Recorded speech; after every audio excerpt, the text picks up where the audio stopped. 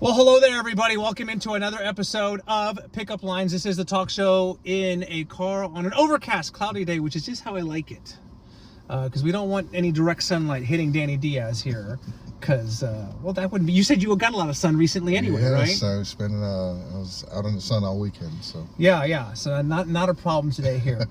You are, among other things, the current president of the San Antonio Police Officers Association, as indicated on your shirt right there, and you said you're about is halfway through your time as president? Yeah, I just finished the first year of my second term.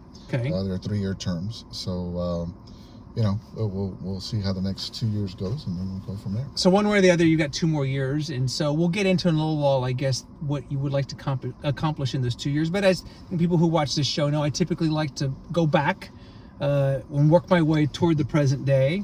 And so give us a sense of where you grew up, your childhood, and those kinds of things. You went to Jefferson High School, right? I sure did.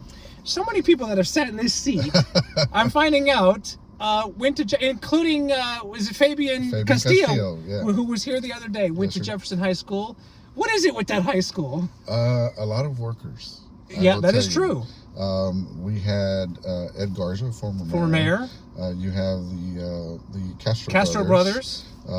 Fabian, myself. Augie Cortez, who sat here, went to Jefferson. Augie's Cleto Rodriguez, I think, went to... also. And then you have one deputy chief that's actually a graduate from Jefferson High School. So yeah, constant. How would you describe your childhood? Interesting. I grew up right outside the corner of Broadview and Lark, right outside of St. Mary's. Okay. A kid growing up riding a bike, always outside, playing baseball. You were a heck of a baseball player, by the way, thank you. Which we'll get to, but so I learned back then the Missions played at VJ Keefe Field right there at St. Mary's. Where St. Mary's University is, yes, right? So my friends and I would ride our bikes, and we would chase after the foul balls, and that's what we used to play baseball. You think about some of the great, amazing, when they were affiliated with the Dodgers, Fernando Valenzuela, yes, Mike Piazza, others. I don't know if you ever had a chance to see Steve Sachs. Steve Sachs. I mean, we're dating ourselves a little bit, but some Hall of Famers came through San Antonio as members of the Dodgers organization. Yeah, so that we had a blast, riding our bikes into that little drainage ditch there. Right. And that's what we used. I mean, there was a group of us kids there that we hung out and played baseball all the time, and it was fun. Was your dad a baseball player, or you played college baseball and you were a very good baseball player, but where did that love for baseball come from? My family, actually, my dad, my uncles, they were baseball players. Yeah. So I was just blessed to have a knack of being able to hit the ball. And so, one thing led to another. I was able to win a full scholarship to Dallas Baptist University. Right. Things happened. I tore my quad and went from there. Came back to St. Mary's and did a little stint. Tried to. My apologies to Coach Meagle. Another legend in local baseball, yes. So I came back home and tried out for the baseball team at St. Mary's. Right. Made it, and then you know how kids at that age tend to do things that you're not supposed to. So I failed theology. And, theology, okay. That was a 3-hour class at night that was kind of difficult for me. So I went to SAC. Right. I took 15 hours, aced all of them to show them that I wanted to come back to St. Mary's. Okay. And lo and behold, they gave me the same class again. Theology. And so, yes, 3 hours on a Wednesday night. And you passed it? No. No. So that pretty much ended my baseball career. Oh my gosh. Were you not a religious person or spiritual person, or what was it about theology that you just didn't? It wasn't the class itself; it was the individual, right? And kids do things at times that they don't realize, and I didn't realize it. It was a good thing for me, and that should have been. Yeah. And it was a mistake that was done. So, went from there. I spent time playing a lot of baseball still at the Spanish American League here, and Colt 45, and against guys that, David Bettis from John Jay. Yeah. Several guys that I grew up with, and Bobby and those boys. And to this day, we're lifelong friends, and we see each other every now and then. But it's a baseball group, right? So. Right. You talked about I read an article about when you were playing for Dallas Baptist, you experienced some bias, or being a Latino. Were people not always nice to you because of the color of your skin or those kinds of things? It was a different time, and in that there were only 2 Hispanic kids on the team. So on Dallas Baptist. Dallas Baptist. Yeah. And then again, I'm Catholic, so right. I wasn't thinking of the religion. I was Correct. thinking of a full ride scholarship. And, sure, yeah. So it was a change for me. Very interesting, and it was good. I mean, there I actually did well in my classes because I wasn't at home. I was in Dallas, but the injury kind of took. For them, it was a business, and they cut my scholarship in half. And sure. Things happen, and that was a very expensive school. I was a single private school. Grew up as from my high school years on when my parents got divorced, and then my mom was a single parent, and always a hard worker. And I think my brother and I got our work ethic from her because we were never without, and that was a good thing for us. But how many stories? I mean, have we heard about that single parents, and it's in the mother working 2-3 jobs, whatever, to make it happen? Yeah, it's a cycle. Yeah. And what we see and what I've seen throughout my careers is children or kids, older kids that go through that. I lived it.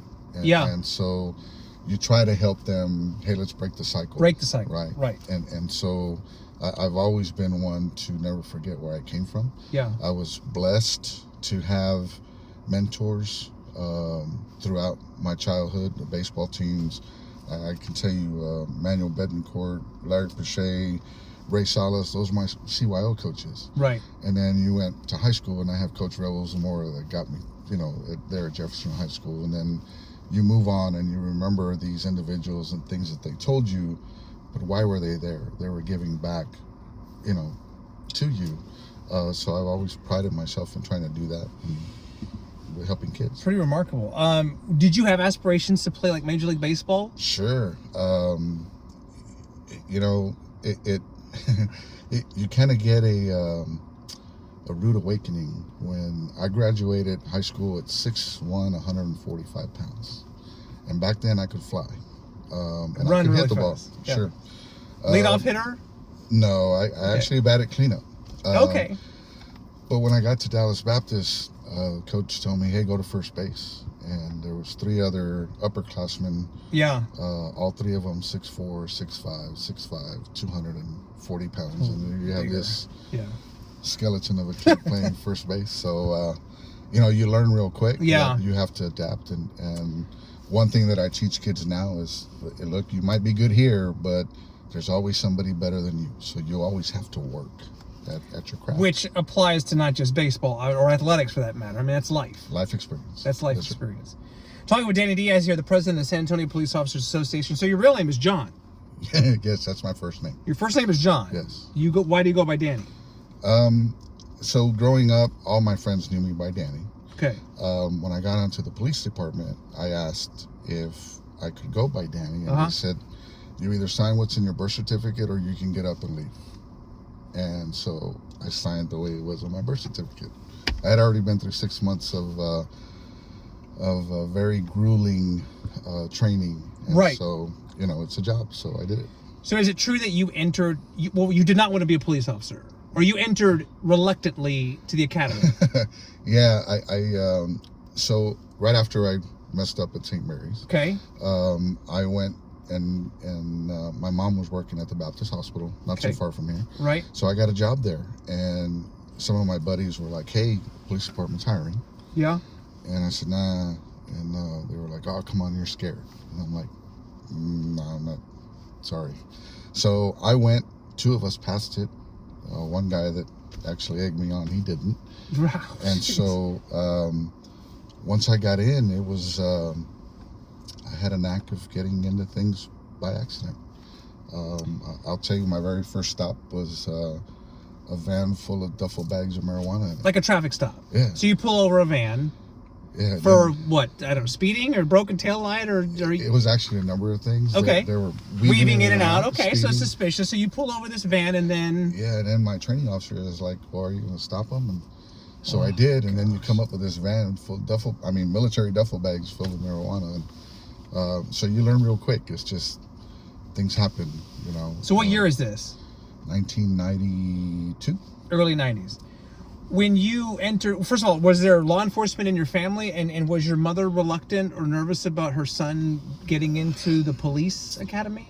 My dad was a policeman. He was, okay. But back then, they didn't make very much money. Yeah. So he was a bricklayer by day and a policeman by night. You're kidding. No. So my summers were, and to this day, I will say that's how I got quick hands with a baseball bat, because I still remember 25 shovels full of sand and half a sack Portland, a full sack of cement, and mixing it by hand, and that was my summers. So hand-eye coordination and just being very good with your hands. Just being strong wrist, and strong hands, wrist, strong yeah. forearms. Bat speed. Yeah. So, but I knew I saw the things that he went through. Oh my gosh. And so that wasn't for me. At least I didn't think it was. Well, once I got in, it was a totally different visual. Yeah. Right. You get to meet people. The I guess you could say the joy you get when you realize you're actually helping individuals right. in time of need. But that first stop, though, in 92 or whatever, you pull over that van with the duffel bags of marijuana. This is not the academy. This is not training anymore. No. Are you petrified out of your mind, or do you remember being nervous when that's happening? No, because your training kicks in. Oh. And to be quite honest, Ernie, I've never been, don't get me wrong, I've been nervous or afraid, but it comes after the fact. It's kind of weird to say that, but you train so much that it's your second nature, right? And so you go through the motions and do what you need to do, and then once you calm down and you think about it, that's when the nerves kind of hit sometimes. Which sounds crazy, respectfully, coming from someone who has been shot. You have been shot multiple times. 3 times, yeah. 3 times. Mm-hmm. Do you want to talk about that, or sure. the circumstances that led up to that? So I spent 24 years on the SWAT team. 4 years as an alternate, and then the other 20 full-time. Our competition team, the San Antonio SWAT team has always had a great competition team, and the guys were gone to Florida for the international games. And so we combined both shifts to run 2 warrants that day. Ran one in the morning, went well. In the afternoon, the other gentleman, my coworker that actually breached the door, because we were both breachers, he wanted to do the one in the afternoon. I said, perfect. So in the lineup, I'm number 4. As soon as the door goes open, there's a lady with a baby, and this was a narcotics warrant with the individual that they were looking, or we were going after, also had aggravated assault deadly weapon in the past. So I remember there was a garage that had been converted into a bedroom. I come up to that door first and tell everyone to go left, because that's where the rest of the house was. I kick the door open and I just see male, and the first muzzle flash, and it hit me in the hip, buckled me. The second one, I felt heat around my head. At the time, I just thought it was going by me, you know. And then the fourth one actually hit me in the shoulder, knocked me back. So to give you a visual, if I remember laying there, and if you've seen the movie The Gauntlet with Clint Eastwood, he's in the house with Sandra Locke, and all these people are shooting at the house, and you see stuff flying. That's what it looked like to me. It was sheetrock flying all over the place. Bits and pieces and everything. I can't imagine the noise. I gotta ask this just out of curiosity, and not in a morbid way, but I mean, you know, when you are shot, what is the physical sensation, or what happens? I mean, you talked about the scene around you, like the movie, but what physically and psychologically is happening to you in the moments when that is unfolding? For me that day, it was getting my rifle back under my arm, because I had just lowered it to kick the door. Right. And when I fell, I remember putting him under my shoulder and engaging. So we were the shooting training. at each other. The training kicks in. And then I remember yelling out, "Hey, I'm hit." And then I started feeling a very hot sensation on my shoulder, and on my hip. And so you go from one spectrum to another. They drag me out. Policeman Rodney Aguilar drives a patrol car down the alley because they had no idea that I had been hit. Right, multiple times. There was he's now a deputy chief, at the time was my lieutenant, was hit also, and they were dragging him out the front. I got dragged out the back, and the other two that were hit by fragments were still inside. So get me out on the of the alley, and funny story, they put me on the hood of the car to get me out, and I'm telling the guys, get me off this hood, and they're like, no, we need to, they're trying to take my vest off, and I'm arguing with them, don't take it off, it's compacted. Yeah. Thinking, right. And I'm like, get me off this car, the hood is hot. So the hood was burning me on one side, I had this heat sensation on the other. And then, I remember getting to the hospital, and they had me in the hallway. Right. And the the deputy chief now was getting x-rayed and stuff, and I started to get the sensation of getting cold. Oh no. And then your mind kind of wanders, am I dying? Is this it? Yeah. And then I started to get cotton mouth, and I would ask them, hey, can I have some water? No. Can I have ice chips? No. Can you wet my mouth? No. So it was a crazy experience. And then you had some doctors, because there's just so many people there. Yeah. And there were some doctors, and I laugh now, but they were talking with each other, and I heard one of them say, well, call a priest. Oh, good Lord. And I said, are you talking about me? And he goes, and I said, you talking about me or my teammate? And so he said, no, you need to calm down. And I said, hell no, you need to have some better bedside manner. Yeah, they're serious. And so oh, God. I spent more time arguing with the doctors and the EMTs on the way than, that goes. But then the fear kicks in. Yeah. Well, thankfully, we know how it ended. You're obviously sitting here and everything, and so I just cannot imagine. Here, a few more minutes with Danny Diaz, the president of the San Antonio Police Officers Association. In the simplest of terms, I think people see you on the news sometimes, they read about you in the paper or whatever the case may be. How do you describe what you do for a living and what you do on behalf of SAPOA? Well, for a living is not only trying to give back to the community at the same time, but do a job that benefits the safety of this community. Right. You're homegrown. You don't want the city to go haywire. Yeah. And you do what's right by the people. I'm a firm believer that the citizens of San Antonio love their police department. Unfortunately, with the job that we have, there's incidents that you come across that people don't realize because you're going through it. Yeah. The policeman's wrong. This isn't the way it should go. But, we are here to help people. And that's been my goal ever since I started. As far as SAPOA is concerned, is to take care of the members' rights and privileges that they have, and making sure that our contractual rights are not violated, and then making sure that there's laws that not only aren't implemented in Austin or here in the city, that will affect our way of providing protection for this community. Because some people come up with some crazy ideas, and it's not what's right by the citizens, because ultimately that's what comes first. You wear multiple hats, obviously, to be sure. Policing in 2025 obviously is different than it was in 1992 or 1990. Do you think if you had to do it over again and you were in a position to potentially join the force now, would you think any differently about it, just given the challenges? It's obviously rewarding and there's a passion there, but it's just a different time. Do you think you would be the same police officer if you were to go in now? So if you're asking me as a veteran officer, no. If you're asking me as someone that's just fresh and has no idea what it's like now, absolutely. It is a great career. Right. The two differences is that I came in and was taught one way. Yeah. We were taught the warrior mentality. The way things have gone now, it's more retreat, de-escalate, and at some point, you have to take control of the situation. And with those thoughts in place, sometimes that doesn't happen and things prolong.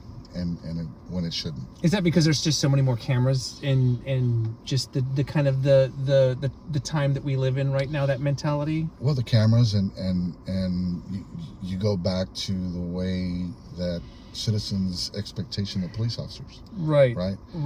Where before they wanted you to handle it, get it over with, and move on. Yeah. And now it's, hey, well, can't you do this differently, or can't you do that differently? Right. So there's more patience that you need to have now because of, and you mentioned it, everyone has a camera. Everyone has their idea of how things should go.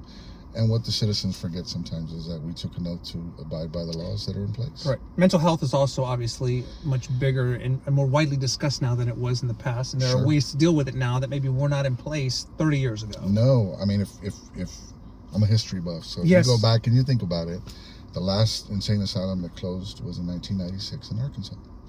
It's not too long ago, right? 96, and right. So we are behind the times with mental health. Right. So what's transpiring now with suicides and all of that, it not only affects the community, but it affects officers too. We've had 8, 9 now that have done that. So I was fortunate to meet up with a lovely lady by the name of Dr. Sally Taylor from UT Health. We've worked together, and now there's a program for officers where they could go outside the department and seek wellness help with psychologists or psychiatrists if they need to. The department has a wellness organization or a wellness division that does a great job, but like anybody else, they're just swamped. And so it's a different way of looking into it. But there are resources, as I always like to Absolutely. say, there are resources, whether you're in law enforcement or not, there's resources to help with your mental health. Before we wind down here, you brought something with you. I have not seen this. I don't know exactly what it is, but you can explain it to me. Sure. So we mentioned a little show and tell here. Yes. I typically like to ask if the guests want to bring in something. As I think I recognize what this might be. So this is the vest that I was wearing when I was shot. Oh, man. And the gentleman was 7 feet away from me with an SKS. So the bullet actually went through here. Right. Which, if you look at it face from the on, back, it doesn't look like it doesn't look like much. But when you turn look it at around, the back side, that's the Kevlar that it took with the hole in my shoulder. Oh man. So it's a reminder. So that was sitting right about here. Yeah, on your right shoulder, right here. Collar right in your pocket. Collarbone, or Just under, broke my collarbone and all that. And still dealing with fragments there. You are. Oh yeah. You are. Yeah. But when you see that, or that day on the calendar comes around every year, are you okay? I call it my second birthday, and it's very hard to forget it because it's on Veterans Day. Are you kidding? No, it was 11/11/10 when it actually November happened. 11th. Yeah, and so my kids and my wife, they went through a lot that day. My wife, because we had just started dating, she got a rude awakening right away. But my kids, they were it was difficult, and it's so they look at me now and my wife will tell me there's nothing wrong with you, right?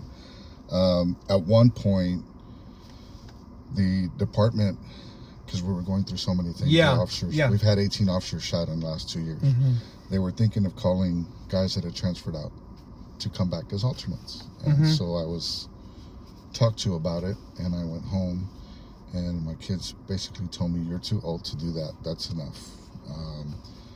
I won't tell you what my wife said, but she said, she'll take care of it herself. And so that thought process went out the window. Right. Oh, gosh. But it's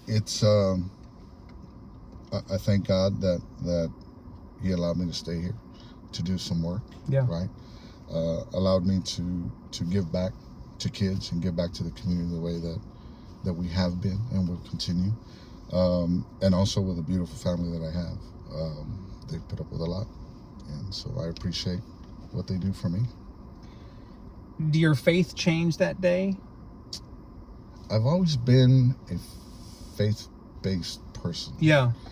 Now, to say that I go to church all the time, No, that's not. But I would always say a prayer on the way to a warrant. Right. And on the way back as a thank you. Yeah. And you know, for taking care of it. Because over 20 years, there was a lot of things that I went through. And I can't imagine. Well, you ended up putting in, what, 30 years? I'm right at 33. Right at 30 plus, decorated. And your rank when you left, when you retired, was what? I'm not retired. I'm still active. So it's still... So you're still very active. Okay, yes. Forgive me then, man. I don't know why I thought you were either semi-retired or you retired. No, we're not. So, and I think you see it that way because in other departments across the state or right. The nation, their union presidents are retired and they get elected to get in. Okay, I see. We're actually active. So you can be active and be retired. Okay. But he's obviously not in uniform or anything like that, but you're still doing all the stuff that we need with all the powers and privileges of a San Antonio police. But what is your rank then? I'm still a patrolman. Patrolman. Okay. So we just, you know, we do what we need to. We've been able to change the mentality, have a good working relationship with the city and the department. And I mean, of course, nothing's perfect, right? You still get out there on the streets and stuff sometimes, or you kind of sit behind the desk and do your thing? No, I'm not gonna lie, I miss it. Yeah, well, I've heard that. Because I miss being with the people. And, the camaraderie and everything. And the guys too. The guys. But to do what we do on a daily basis, it's hard. No, I get it. I get it. It's tough. Well, now, like you said, you're fighting and advocating on behalf of the people, the officers in the union and everything. Yes, sir. And you've got a lot to do in the next 2 years. So it's a privilege to get to visit with you and everything. And I appreciate your service, your continued service. And thank goodness, and I'll be thinking about you on November 11th, that's for sure. Yeah. It's every now and then, you know, you start thinking about things. I get it. But we celebrate it as a second birthday. Good for you, man. It works. God bless you. Thank you so very much. There he is, Danny Diaz, the president of the San Antonio Police Officers Association. Again, a highly decorated, still not retired, San Antonio Police Patrolman, and we appreciate your service, sir. All the best to you. It. All right, there's another episode of Pickup Lines. We'll be back again very soon. You never know who's going to be in the car with me, but always fascinated by the stories and the life experiences that are shared here. So until next time, I'm Ernie Zuniga. Have a great day. Bye for now.